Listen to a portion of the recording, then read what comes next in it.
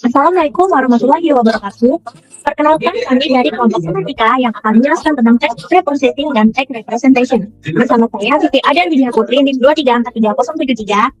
Saya Izzatul Nabila dengan NIM 2343084. Saya Muhammad Irfan, NIM 2343038. Dan saya Muhammad Salendra dengan NIM 2243116. Baik, dataset yang kami gunakan dalam proses pengolahan data ini berupa kumpulan komentar pengguna dari platform TikTok yang diambil sebagai representasi opini publik terhadap suatu konten. Data ini berbentuk teks tidak terstruktur dan mengandung berbagai variasi bahasa, seperti bahasa tidak baku, singkatan, dan serta emoji. Nah, tujuan penelitian ini adalah mengolah data merepresentasikan data komentar TikTok menggunakan metode ITF, TF-IDF, Ngram, dan Word2Vec untuk mendapatkan insight dari data teks. Oke, selanjutnya saya akan menjelaskan tentang text preprocessing.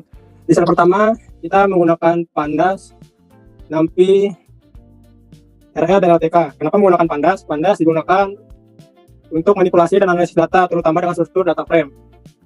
Di sini ada NumPy SNP digunakan untuk operasi numerik, terutama pada array dan matriks. Dan LTK di sini berfungsi sebagai natural language toolkit atau pustaka utama untuk tugas-tugas pemeriksaan bahasa alami.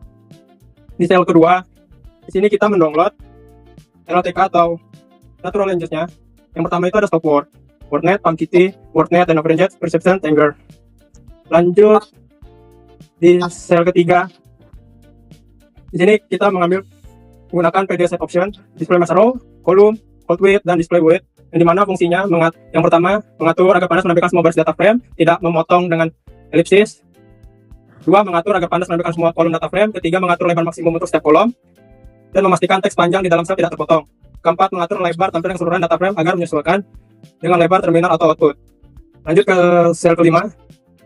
Di sini kami menggunakan from Google Colab import dengan upload flash upload agar bisa diunggah ke dalam Google Colab. Di sini kami menggunakan DF penerima atau PD read Excel agar dia bisa membaca data dari Excel.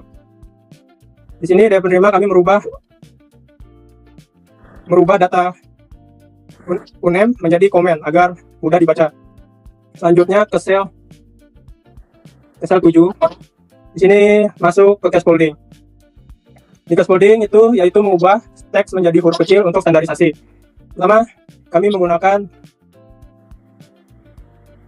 left scaffolding text STR lower strip.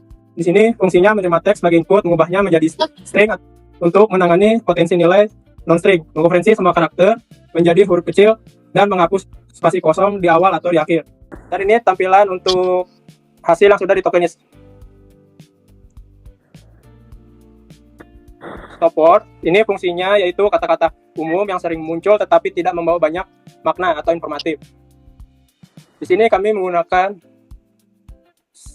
set stop word untuk membuat set kata-kata umum berbahasa Indonesia dari pustaka LTK. Menggunakan set membuat proses pencarian kata menjadi sangat cepat. Dan ini hasil stop word removal-nya. Delamination ini fungsinya yaitu mengurangi kata menjadi bentuk dasarnya. Ini berbeda dengan stemming karena delamination mempertimbangkan arti dari jenis katanya. Ini menampilkan perbandingan token sebelum dan sesudah limitation. Sebelumnya sudah melakukan comment stop word dan ini sebelah kanannya itu sudah dilakukan limitation. Masuk ke sel reject cleaning. Di sini fungsinya membersihkan teks menggunakan ekspresi reguler yang bertujuan untuk menghapus karakter atau pola yang tidak diinginkan seperti link, mention, atau hashtag, angka, dan tanda baca. Di nomor 1 sebenarnya nggak ada yang dirubah. Tapi nomor 4 ada seperti pakai media APK, tanda-tanya di situ tanda-tanya menghilang. Dan juga di nomor 9 ada emoji yang seharusnya ada emoji tapi di komen finalnya sudah dihilangkan. Oke, mungkin itu saja. Dan di sel hasil akhir di sini mempunyai semua tahapan hasil dari semua text preprocessing. Setelah tahap pre-processing, data teks ini yang masih berupa kata-kata tidak bisa langsung diproses oleh algoritma seperti K-means. Oleh karena itu, dilakukan tahap text representation, yaitu mengubah teks menjadi bentuk numerik agar dapat dihitung secara matematis.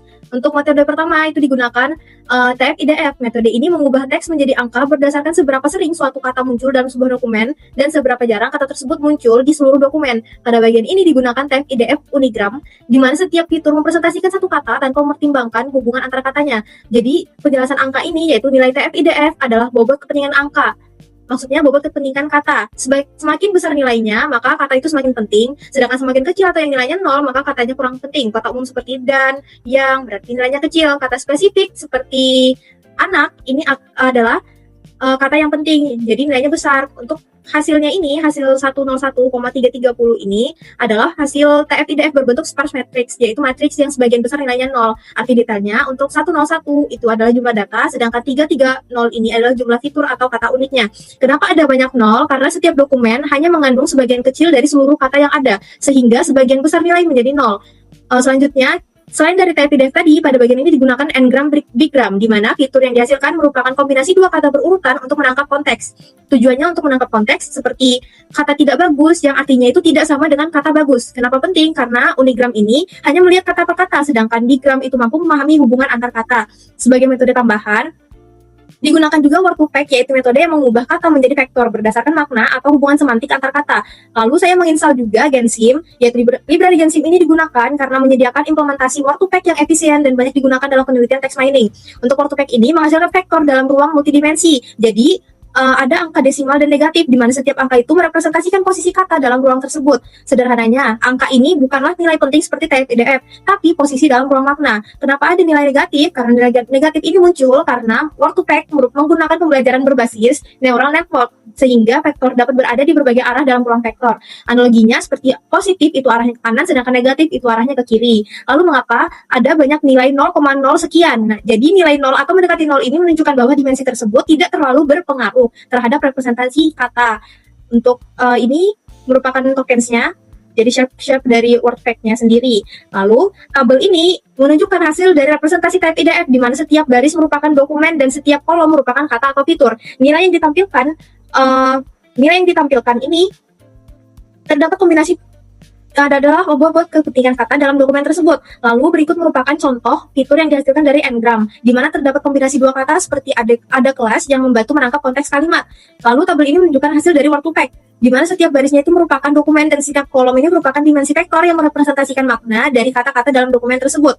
Untuk perbandingan ini menunjukkan bahwa setiap metode memiliki keunggulan masing-masing. TF-IDF ini fokus pada bobot katanya, terus n-gram pada konteksnya, dan word to fact pada makna. Oleh karena itu kombinasi ketiganya memberikan hasil yang lebih optimal. Perbedaan ukuran ini menunjukkan bahwa TF-IDF menghasilkan fitur berdasarkan jumlah kata, sedangkan word to fact menggunakan jumlah dimensi tetap. Kesimpulannya, setiap metode representasi memiliki karakteristik yang berbeda-beda. TF-IDF ini digunakan untuk menentukan kepentingan kata, n-gram untuk menangkap hubungan antar kata, sedangkan word to fact untuk memahami makna katanya. Dengan mengkombinasikan ketiga metode ini, representasi teks menjadi lebih lengkap dan mampu meningkatkan kualitas analisis. Penggunaan word to fact juga sebagai metode tambahan memberikan nilai lebih karena mampu merepresentasikan hubungan semantik antar kata yang tidak dapat ditangkap oleh TF-IDF maupun n-gram. Ingin menjelaskan bagian analisis hasil. Pertama, metode mana yang paling informatif? Untuk data komentar TikTok yang sifatnya santai dan penuh makna tersirat, n-gram atau bisa disebut dengan bigram, dan word to fact lebih informatif daripada TF-IDF tunggal. Pertama, n-gram sangat informatif dalam menangkap konteks. Kita jadi tahu bahwa kata jalan sering diikuti kata rusak, atau mobil sering diikuti kata bagus.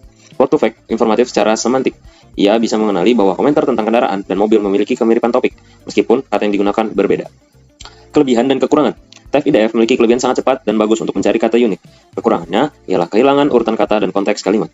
N-gram memiliki kelebihan menjaga makna frasa, contohnya tidak puas. Kekurangannya membuat jumlah data atau kolom membengkak drastis. Word to fact memiliki kelebihan paham hubungan makna antar kata atau sinonim. Kekurangannya yaitu butuh banyak data agar hasilnya akurat. Selanjutnya ada dampak TF-IDF mengubah teks menjadi skala bobot. Data yang tadinya berupa kata-kata kini menjadi angka antara 0 sampai dengan 1. Ini membuat model machine learning bisa fokus pada kata-kata yang paling unik dalam komentar TikTok tersebut. Yang kedua itu dampak n-gram atau bigram, mengubah struktur fitur atau kolom. Jika data hasil hanya memiliki 100 kali unik, dengan bigram jumlah kolom bisa melonjak menjadi 800 lebih kolom. Karena setiap pasangan kata baru dianggap sebagai satu fitur, data menjadi lebih lebar. Yang ketiga sini ada dampak word to fact, mengubah teks menjadi vektor koordinat. Data tidak lagi berupa matriks frekuensi yang banyak angka nolnya atau sparse, melainkan angka koordinat dalam ruang dimensi tertentu, misal 100 dimensi. Ini membuat data lebih efisien untuk diproses model deep learning. Terakhir, kesimpulan, dalam proyek ini kami menemukan bahwa TF-IDF kuat dalam pencarian kata kunci. N-gram unggul dalam menjaga konteks frasa komentar. Dan word to fact paling cerdas dalam memahami kemiripan makna antar kata. Sekian presentasi dari kelompok kami. Kurang lebihnya mohon maaf apabila ada salah kata atau perbuatan. Wassalamualaikum warahmatullahi wabarakatuh.